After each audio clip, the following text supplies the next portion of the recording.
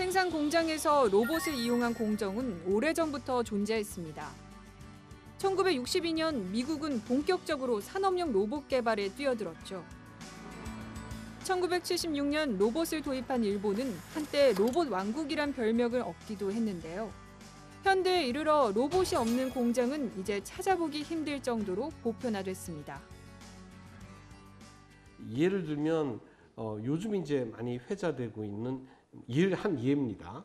이제 협동 로봇이라는 개념이 있습니다.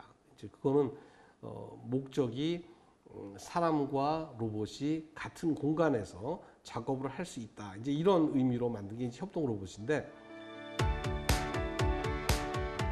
2004년 한국과학기술원의 오준호 교수팀은 국내 최초로 인간형 로봇 휴보를 선보였는데요.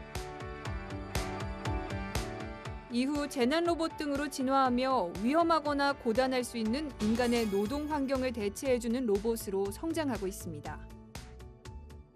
What Eric and I have developed is called ROS reality, so it allows a human to control a robot over the internet in real time. Do the robot.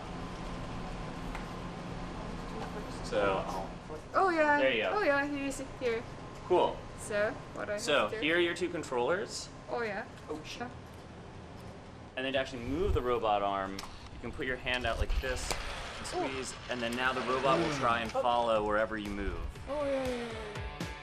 Such that if the satellite gets damaged, rather than send an astronaut up to repair it, you could actually teleoperate into the robot arm and actually fix the actual satellite there. Or maybe something like robot surgery, where you actually have the surgeon afar from a human and actually could have a surgeon perform surgery as they would, rather than have to learn how to perform surgery on a game controller or something like that.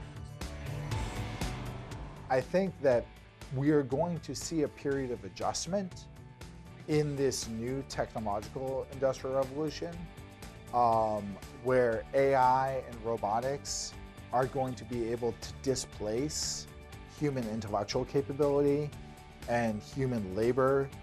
We're going to see the capability of offshoring human labor globally into the global market through teleoperation of robots.